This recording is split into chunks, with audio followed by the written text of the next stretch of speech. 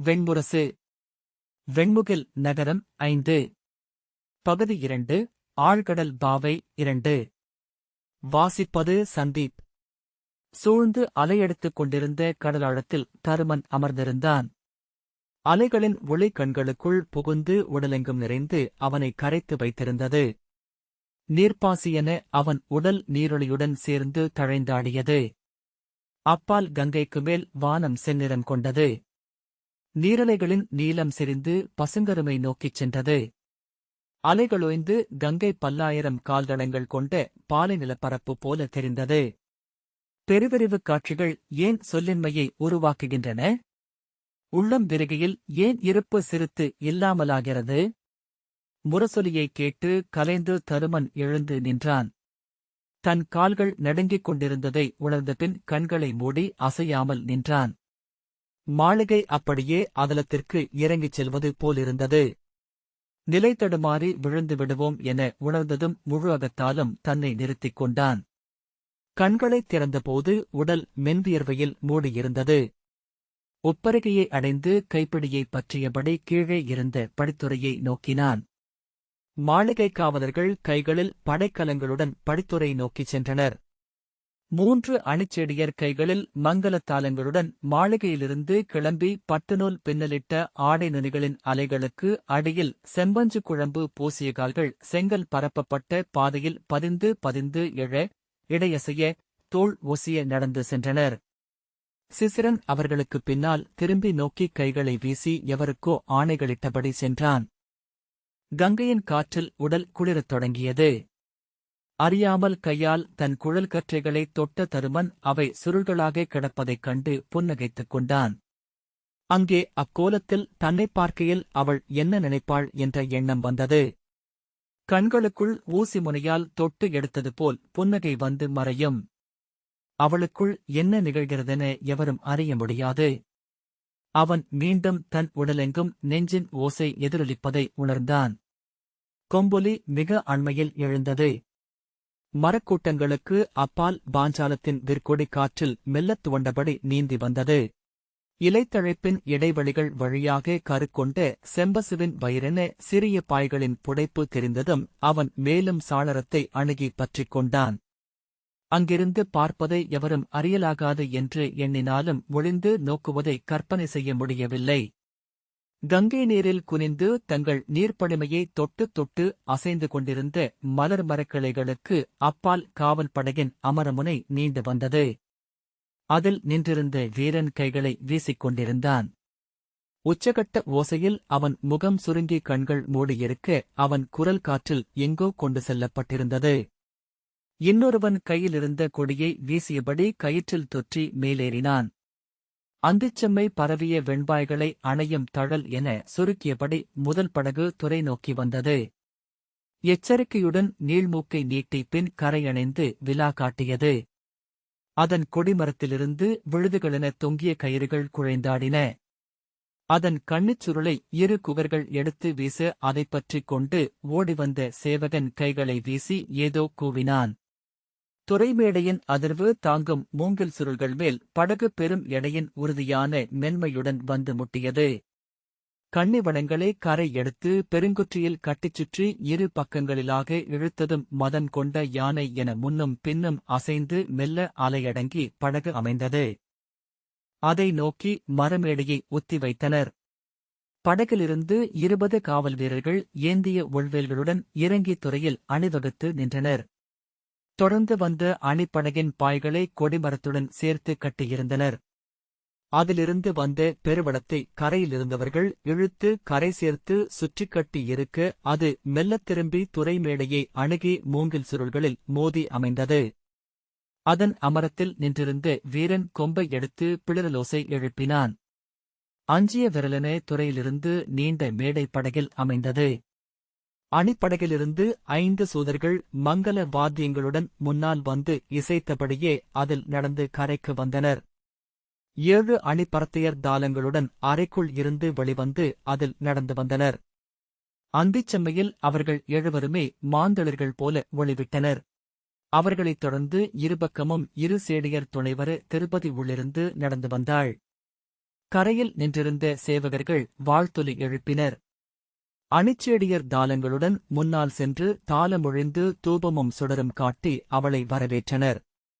கால்கீழ் ஒரு கண்காணா தெப்பத்தில் ஒழுகி வருபவள் போலிருந்தாள் திரௌபதி. அவள் எப்போதும் அப்படித்தான் நடக்கிறாள் என்று தருமன் எண்ணிக்கொண்டான். உடல் ஒசியாது நடக்கும் பிறிதொரு பெண்ணை பார்த்ததில்லை என்று தோன்றியது. அசையாத சுடரைக் காண்பது போல அது அச்சுறுத்தும் அமைதியொன்றை உள்ளே நிறைத்தது. மலர் சுறுதலை ஏற்றபடி அவள் மாளிகை நோக்கி நடந்து வந்தாள். நீட்டிய கூரைக்குக் கீழே அவள் மறைவதுவரை நோக்கிய பின் அவன் திரும்பி நடந்து மீண்டும் பழைய இடத்திலேயே அமர்ந்து கொண்டான். இதுதான் இன்பமா? வாழ்க்கையின் இனிய தருணங்களெல்லாம் இப்படித்தான் வந்து செல்லுமா? அவன் அதைப் போன்ற தருணங்களை மீண்டும் எண்ணினான். இனியவை என தன் வாழ்க்கையில் எதுவுமே நிகழ்ந்ததில்லை என்று தோன்றியது. நெஞ்சம் அலைகளழிந்து அமைந்த கணங்கள் நினைவில் பதிந்து கனவென நீடிக்கின்றன. ஆனால் அவை உவகையின் கணங்கள் அல்ல. உவகை என்பதுதான் என்ன? புத்தம்புதிய நூல் ஒன்றைக் காணுவது கைகளை பரபரக்கச் செய்கிறது. புதிய ஆசிரியர் கிளர்ச்சியளிக்கிறார். ஆனால் அவை மிகச்சில கணங்களில் முடிந்துவிடுகின்றன. பின்னர் அமுழ்தல், இருத்தலழிதல். இது நிலைகுலைவு. அனைத்தும் இடிந்து சிதறிக் கிடக்கின்றன. சொல்லோடு சொல்லை ஒட்டும் பொருள் என ஏதும் அகத்தில் இல்லை. யானைகள் மேய்ந்து சென்ற புல்வெளி போல என்று பராசரர் புராண சம்ஹிதையில் சொல்லும் உவமை. என்ன நினைத்துக் கொண்டிருக்கிறேன் நான்? எதுவரினும் உவகையை அறியாதவனாக என்னை ஆக்கி இறைவனை நோக்கி ஏகடியம் செய்கின்றனவா நூல்கள்? சிசிரன் வந்து வணங்கி, இளவரசி அகத்தரை புகுந்து விட்டார்கள் அரசே என்றான். தருமன் எழுந்து கொண்டு உடனே விரைந்து எழுந்துவிட்டோமோ என்ற ஐயத்தை அடைந்து மீண்டும் அமரலாமா என ஒரு கணம் உடல் தயங்கி என்ன மூடத்தனம் அது என உள்ளூர வியந்து தத்தளித்த பின் ஆம் என்றான். இடது உப்பரிகையில் அமர்ந்திருக்கிறார்கள். இவ்வரண்மனையின் கீழ்த்தளத்தில் மட்டுமே சேவகரும் காவலரும் இருப்பார்கள். எவரேனும் வரவேண்டுமென்றால் நீங்கள் இச்சரடை பற்றி இழுத்து மணியோசை எழுப்பினால் போதும் என்றான். அவன் தலை வணங்கி திரும்பிச் சென்ற ஒலியை கேட்டுக்கொண்டு தருமன் நின்றான். பின்னர் அங்கே நின்றிருப்பதன் பொருளின்மையை உணர்ந்தான். மீண்டும் சென்று பழைய பீடத்திலேயே அமர்ந்து கங்கையை நோக்கிக் கொண்டிருக்கவே அவன் உள்ளம் விழைந்தது. அதுவே இனியது. வெறுமனே நெஞ்சோடு நவின்று அமர்ந்திருத்தல். இங்கே வேறேதோ நிகழவிருக்கிறது. வேறேதோ. உவகையை அழைப்பது. முற்றாகக் கலைத்திடுவது. ஆம், என் உள்ளம் சொல்கிறது. ஆம், அதுதான். வேண்டாம், இப்படியே இறங்கிச் சென்று விட்டாலென்ன? தருமன் பெருமூச்சு விட்டான். ஒன்றும் செய்யப் போவதில்லை நான். பெருநதி ஒன்று என்னை அள்ளி இத்திசை நோக்கிக் கொண்டு செல்கிறது. திகைத்தும் தவித்தும் கனன்றும் அணைந்தும் நான் அதன் வழியில்தான் சென்றாக வேண்டும். அங்கே அவளிருக்கிறாள். இடது உப்பரிகை கங்கையின் வளைவை நோக்கித் திறப்பது. அங்கே. அப்போதுதான் அவளை அத்தனை அண்மையில் அத்தனை துல்லியமாக நோக்கியிருப்பதை அவனே அறிந்தான். இளநீல நிறப் பட்டாடையின் திரையாடலுக்கு அடியில் செம்பஞ்சு குழம்பிட்ட பாதங்கள் தொட்டனவா இல்லையா என தெரியாமல் வந்தன. மேல் பாதங்களில் வரையப்பட்ட நெல்லியிலைச் சித்திரம். கணுக்காலை தழுவி இறங்கிய சிலம்பின் குழைவு. அதன் நடுவரியில் மின்னிய செந்நிறக் கற்களின் கனல் நிறை. நீலப்பட்டாடைக்கு மேல் மணியாரங்கள் தொங்கின. வெண்வேரங்கள் விழுந்து மணிமேகலை பனித்துளிகள் சிரிந்து காட்டுச் சிலந்திவலை என இடை சுற்றியிருந்தது. இடைவளைவில் தழைந்த பொற்கச்சைக்கு மேல் மென்கதுப்புச் சதையில் அணிபுதைந்த தடம்.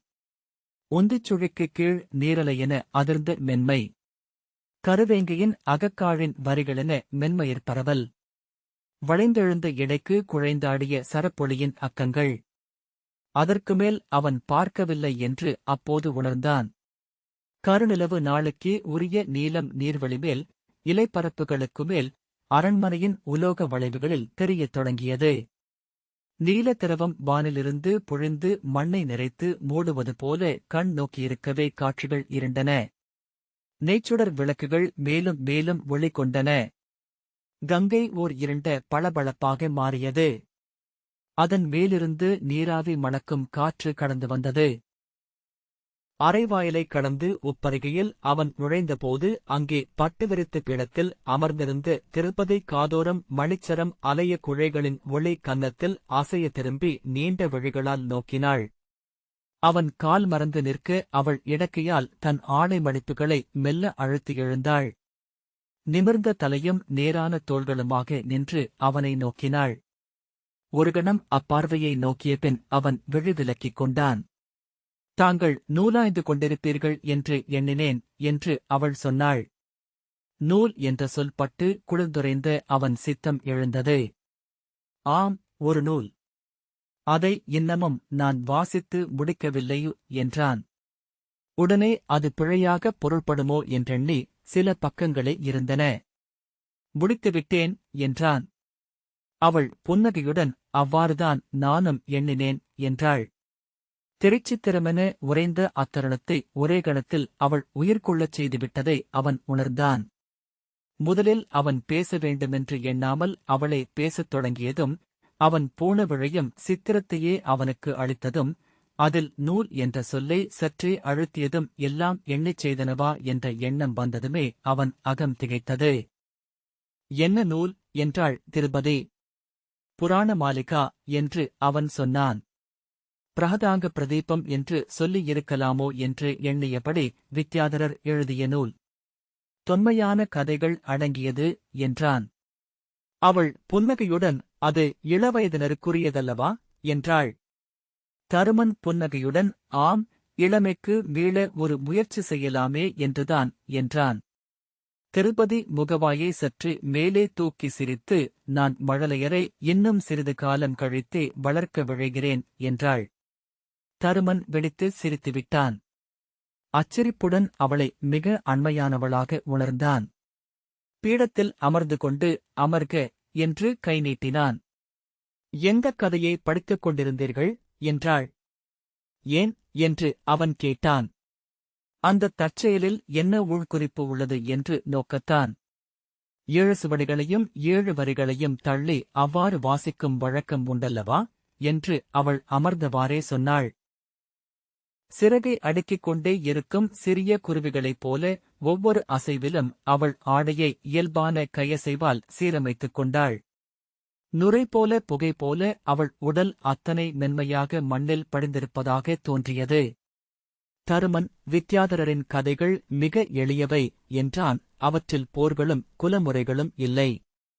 ஆகவேதான் அவற்றை குழந்தைகள் விரும்புகின்றன. திருப்பதி ஆம், இளமையில் நானும் அக்கதைகளை விரும்பியிருந்தேன் என்றாள். தருமன் நான் வாசித்த கதையை சொல்வதற்கு முன் நீ விரும்பிய ஒரு கதையை சொல் என்றான். திருப்பதி புன்னகைத்தபோது அவள் இதழ்களின் இருமருங்கும் மெல்லிய மடிப்பு விழுந்தது. ஒரு கணத்தில் அறியா சிறுமியாக அவள் மாறிவிட்டது போல காட்டியது அது. அன்னப்பறவைகளைப் பற்றிய கதை. அதை மிகச் சிறுமியாக இருக்கையில் நானே வாசித்து அறிந்த கணம் இப்போதும் நினைவிருக்கிறது. ஏட்டிலிருந்த கோடுகளும் சுழிகளும் சொற்களாகி பின் கனவாக மாறிய விந்தையில் நான் மெய்சிலிர்த்தேன். சிறுமியரைப் போல அவள் துடிப்புடனும் கையசைவுகளுடனும் பேசினாள். நாட்கணக்கில் அந்தச் சுவடியுடன் அரண்மனையில் அலைந்து கொண்டிருந்தேன் என்று என் அன்னை சொல்லிச் சிரிப்பதுண்டு. ஒவ்வொரு தாதியிடமாகச் சென்று மடியில் அமர்ந்து அதை வாசித்துக் காட்டுவேனாம். அதுவும் பல முறை. என்னைக் கண்டதுமே சேடிகள் பயந்து ஓடத் தொடங்கினராம். பற்கள் ஒளிவிட அவள் நகைத்தாள். அது வான்மீக முனிவரின் ஆதிகாவியத்தில் உள்ள கதைதான் என்றான் தருமன். ஆம், அதை பிறகுதான் அறிந்து கொண்டேன் என்றாள் திருபதி. சொல் என்றான் தருமன். இல்லை, உங்களுக்குத்தான் தெரியுமே என்று அவள் சிறுமி போல தலையை அசைத்தாள். நீ கதை சொல்லும்போது மேலும் சிறுமியாக ஆகிவிடுவாய். அதனால்தான். சொல் என்றான் தருமன். சிரித்துக்கொண்டு சினத்துடன் மாட்டேன் என்றாள். அவன் கைகூப்பினான். அவள் சரி என்று கையசைத்த பின் பிரம்மனின் மைந்தரான கசிபர் தட்சனின் 8 மகள்களையும் மணந்தார். அவர்களில் தாம்ரை என்னும் துணைவிக்கு 5 பெண்கள் பிறந்தனர். அவர்களில் கிரஞ்சி ஆந்தையைப் பெற்றாள். பாசி கூகைகளையும் சேனை பருந்துகளையும் சுகி கிளிகளையும் பெற்றாள். திருதராஷ்டிரதான் சக்கரவாகத்தையும் அன்னப்பறவையையும் பெற்றாள் என்றாள். இத்தனை பறவைகளும் உடன் பிறந்தவர்களா என்று அக்காலத்தில் எண்ணி எண்ணி வியந்திருக்கிறேன். ஆந்தையும் அன்னப்பறவையும் எப்படி ஒரு குலத்தில் பிறக்க முடியும்? கூகையும் கிளியும் எப்படி ஒரு குருதியாக இருக்க முடியும்? எத்தனையோ நாட்கள் இதை எண்ணி எங்கள் தோட்டத்தில் தனித்தலைந்திருக்கிறேன். அவள் முகத்திலெழுந்த சிறுமிக்குரிய படபடப்பைக் கண்டு தருமன் புன்னகை செய்தான். இத்தனை எளிதாக அவளால் உருமாற முடியுமா என்ன? பிறகு என்ன தெளிந்தாய் என்றான். ஒருநாள் எங்கள் தோட்டத்தில் உள்ள சிறு குளத்தில் அன்னங்கள் நீந்திக் கொண்டிருப்பதைக் கண்டேன். அவற்றை நோக்கியபடி அமர்ந்திருந்தபோது இதைத்தான் எண்ணிக்கொண்டிருந்தேன். என் தாதி அழைக்கும் குரல் கேட்டதும் எழுந்து அவள் குரல் கேட்டு திசை நோக்கி திரும்பிய போது உரத்த கூகைக் குரல் கேட்டேன். திகைத்து திரும்பிய போது அறிந்தேன், தன் இரையை கவ்விச் சென்று இன்னொரு அன்னத்தை நோக்கி ஓர் அன்னப்பறவை எழுப்பிய சினக்குரல் அது என்று. திருப்பதியின் கண்கள் சற்று மாறின. அதன்பின் ஒவ்வொரு பறவையிலும் இன்னொன்றைக் கண்டு கொண்டேன். சின்னஞ்சிறு கிள்ளையும் பருந்தாக முடியும் என்று. இரவில் ஆந்தையாக ஒலி எழுப்புவது அன்னமாகவும் இருக்கலாம் என்று. அதை என் அன்னையிடம் சொன்னேன். அவளுக்கு நான் சொன்னது புரியவில்லை. தந்தையிடம் ஒருமுறை அதை சொன்னேன். நீ அரசு சூழலை கற்கத் தொடங்கிவிட்டாய் என்றார். அவள் சிரித்து, அன்று முதல் நான் அரசியல் நூல்களுக்கு திரும்பினேன் என்றாள். தருமன் சிரித்துக் கொண்டு, ஆம், அதற்கப்பால் அரசியலில் கற்க வேண்டியதேதும் இல்லை என்றான். திருப்பதி திரும்பி நோக்கி, சேவகர்கள் கீழே இருக்கிறார்கள் என்று எண்ணுகிறேன் என்றாள். தருமன் எழுந்து கொண்டு, ஆம், அவர்களை அழைக்க ஒரு மணிச்சரடு உள்ளது என்றபின் எதற்காக அழைக்கிறாய் என்றான். இரவில் நறுநீர் அருந்துவதுண்டு நான் என்றாள். தருமன் அறைக்குள் சென்று உயரமற்ற பீடத்தில் இருந்த மண்குடத்தை நோக்கி, இங்குள்ளது என எண்ணுகிறேன் என்றான். ஆம், நான் சிசிரனிடம் வைக்கும்படி சொல்லியிருந்தேன் என்றாள் திருப்பதி. தருமன் இந்நீரை சந்தனக் குவளையில் ஊற்றி எடுத்து வந்து அவளிடம் அளித்தான். என்னுடைய நீர்விடாய் அரண்மனையில் இளமை முதலே நகைப்புக்குரியதாக இருந்தது என்றபடி அவள் அதை வாங்கி முகம் தூக்கி அருந்தினாள். அவளுடைய மென்மையான கழுத்தின் அசைவை அவன் நோக்கிக் கொண்டிருந்தான். அவள் குவளையை அருகே வைத்தபடி, என்ன என்றாள். மயில் கழுத்தின் வளைவு என்றான். திருப்பதி, வர்ணனைகளைக் கூட நூலில் இருந்துதான் எடுக்க வேண்டுமா என்ன என்று சிரித்தபடி இதழோரத்திலிருந்து நீரை விரலால் சுண்டினாள். நானறிந்ததெல்லாம் நூல்கள் மட்டுமே என்றான் தருமன். அவள், என்னை அனலி என்பார்கள் தாதியர். எனக்குள் இருக்கும் அனலை நீரூற்றி அணைத்துக் கொண்டே இருக்கிறேனாம் என்றாள். தருமன், பெண்கள் ஆண்களை விட 2 மடங்கு நீர் அருந்துவார்கள் என்கின்றன நூல்கள் என்றான். ஏன் என்றாள் அவள். தெரியவில்லை. அவர்களிடம் கற்பின் கனல் உரைகிறது என்று கவிஞர்கள் சொல்கிறார்களே, அதனாலோ என்னவோ என்று தருமன் நகைத்தான். திருப்பதி நகைத்துவிட்டு, சொல்லுங்கள், நான் அழைத்தபோது என்ன கதையை வாசித்துக் கொண்டிருந்தீர்கள் என்றாள். தருமன் ஒரு கணம் திகைத்து உடனே உணர்ந்து கொண்டு, இறுதிக் கதைதான் என்றான். எனக்கு நினைவில்லை என்றாள் அவள். அவள் விழிகளை நோக்கியபின் புன்னகையுடன், என்னால் கதைகளை சுருக்கித்தான் சொல்ல முடியும் என்றான் தருமன். சொல்லுங்கள் என்றாள் அவள் தலையைச் சரித்து கண்களில் புன்னகையுடன்.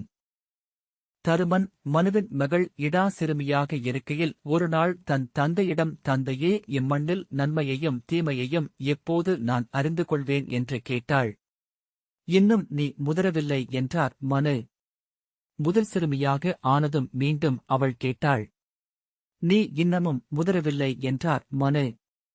இளம்பெண்ணாக அவள் ஆனபோது மீண்டும் கேட்டாள். தேவருலகுக்கும் அசுரர் உலகுக்கும் சென்று எரிகடன்கள் எப்படி செய்யப்படுகின்றன என்று பார்த்து வா என்று அவளை அனுப்பினார் மனு என்றான். கீழுலகு சென்ற இடா அங்கே அசுரர்கள் ஆற்றிய எரிகடனைக் கண்டாள். அவர்களின் எரிகுளத்தில் 3 நெருப்புகளும் நிகராக எரியவில்லை. அதன்பின் அவள் விண்ணுலகு சென்று தேவர்களின் எரிகடனை நோக்கினாள். அங்கும் 3 நெருப்புகளும் நிகரல்ல என்று கண்டாள். மண்ணுலகு மீண்டு வந்து தந்தையிடம் அதை சொன்னாள். மனு புன்னகைத்து, அவ்வண்ணமெனில் முறையான எரிகடனை நீ அறிந்திருக்கிறாய் என்றே பொருள். அதை நிகழ்த்து என்றார். திருப்பதியின் விழிகளில் ஒரு சிறிய ஒளியசைவு நிகழ்ந்தது என்று தருமனுக்கு தோன்றியது. தான் சொன்னதில் ஏதேனும் பிழையோ என அவன் உள்ளம் தேடியது.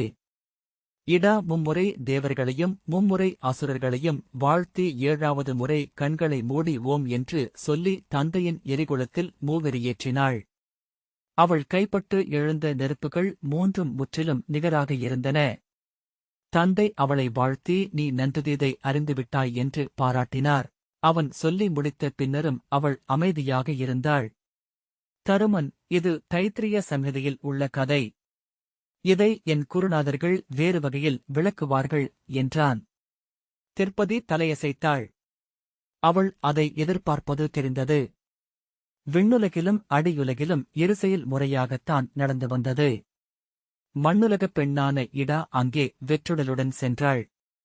அவளைக் கண்டு தேவர்களும் அசுரர்களும் நிலையெழுந்தமையால்தான் சுடர்கள் சமநிலை அழிந்தன. திருப்பதி புன்னகைத்து, ஆம், நான் அதை எண்ணினேன் என்றாள். அசுரர்கள் அவளை திரும்பி நோக்கினர், ஆகவே அவர்களின் முனைப்பு சிதறியது. தேவர்கள் அவளை நோக்கி விழுதிருப்பவில்லை. ஆனால் அவர்களின் உள்ளத்தில் அவள் காலடியோசை எதிரொலித்தது. ஆகவே அவர்களின் குவியக் கலைந்தது என்றான் தருமன். திருப்பதியின் இதழ்கள் மீண்டும் புன்னகையில் நீண்டு இரு சிறு மடிப்புகள் கொண்டன. பின்னர் தேவர்களும் அசுரர்களும் இடாவை தேடி வந்தனர் என்றான் தருமன். அசுரர்கள் அவள் பின்வாயில் வழியாக இல்லத்தில் புகுந்து தங்களை ஏற்கும்படி அவளை வேண்டினர். தேவர்கள் அவள் தலைவாயில் வழியாக வந்து அவளிடம் தங்களை ஏற்கும்படி கோரினர். அவள் தேவர்களை ஏற்றுக்கொண்டாள். அவள் தேவர்களை ஏற்றுக்கொண்டமையால்தான் மண்ணுலகில் உள்ள அத்தனை உயிர்களும் தேவர்களை ஏற்றுக்கொள்கின்றன. திருப்பதி சிரித்துக் கொண்டே எழுந்தாள். கங்கை காற்றில் அவள் ஆடை மெல்ல எழுந்து பறந்தது. அதை இடக்கியால் பற்றிச் சுழற்றியபடி கழுத்தை திருப்பி அவள் ஏன் தேவர்களை ஏற்றுக்கொண்டாள் என்றாள். அவர்கள் தலைவாயில் வழியாக வந்தனர் என்றான் தருமன் சிரித்தபடி. இல்லை, அவர்கள் அவள் காலடியோசையிலிருந்து கண்டறிந்த இடா பன்மடங்கு பேரழகி. அவள் அவ்வுருவையே விரும்பினாள் என்றாள் திருப்பதி. அவள் விழிகள் அவன் விழிகளை தொட்டன. சில கணங்கள் விழிகள் தொடுத்துக் கொண்டு அசைவிழந்து நின்றன. தருமன் தன் நெஞ்சின் ஓசையைக் கேட்டான். விழிகளை விலக்கிக் கொண்டு பெருமூச்சு விட்டான். அவள் தூணில் மெல்ல சாய்ந்து கொள்ளும் அசைவை நிழலில் கண்டான். மீண்டும் அவளை நோக்கினான். புன்னகையுடன் அவள் அவனையே நோக்கிக் கொண்டிருந்தாள். 100 முறை எழுந்து அவளைத் தழுவிய ஆன்மாவுடன் அவன் உடல் அசைவற்றியிருந்தது. எழுந்து படியிறங்கி ஓட வேண்டுமென்ற எண்ணம் ஒரு கணம் வந்து சென்றது. மீண்டும் அவளை நோக்கியபோது அவள் தன் இருகைகளையும் குழந்தையை அழைப்பது போல விரித்தாள். அவன் தன் உடலில் எழுந்து விரைவுடன் எழுந்து அவளருகே சென்றான். ஆனால் அவள் உடலின் நறுமணத்தை அறிந்ததுமே அவன் உடல் அசைவழிந்தது. நீட்டிய கைகள் அப்படியே நின்றன. அவள் தன் இரு கைகளால் அவன் கைகளைப் பற்றிக் கொண்டு அவன் விழிகளுக்குள் நோக்கினாள். அவன் உடல் வெம்மை கொண்டு நடுங்கியது. அவள் விழிகளில் கூரிய ஒளி ஒன்று வந்துவிட்டிருந்தது. கொல்லவரும் வஞ்சமும் நீயல்லவா எனும் ஏளனமும் யார் நீ எனும் விலகலும் இணைந்து ஒரு புதிர் நோக்கு. அவள் மேலுதடு சற்றே எழுந்து வளைந்திருக்க அதன் மேல் வியர்வை பனித்திருந்தது. மேலிதழ்களின் ஓரத்தில் பூமயிர் சற்றே கனத்து இறங்கியிருக்க மலர்ந்த கீழ்தடின் உள்வளைவு குருதிச் செம்மை கொண்டிருந்தது. சிறிய மூக்கிலிருந்து மூச்சு எழுவதாகவே தெரியவில்லை. ஆனால் நீண்ட கழுத்தின் குழிகள் அழுந்தி மீண்டன. கழுத்தில் ஓடி மார்பிலிறங்கிய நீல நரம்பு ஒன்றின் முடிச்சைக் கண்டான். முலைக்கதுப்பின் பிளவுக்குள் இதயத்தின் அசைவு. காதிலாடிய குழையின் நிழல் கழுத்தை வருடியது.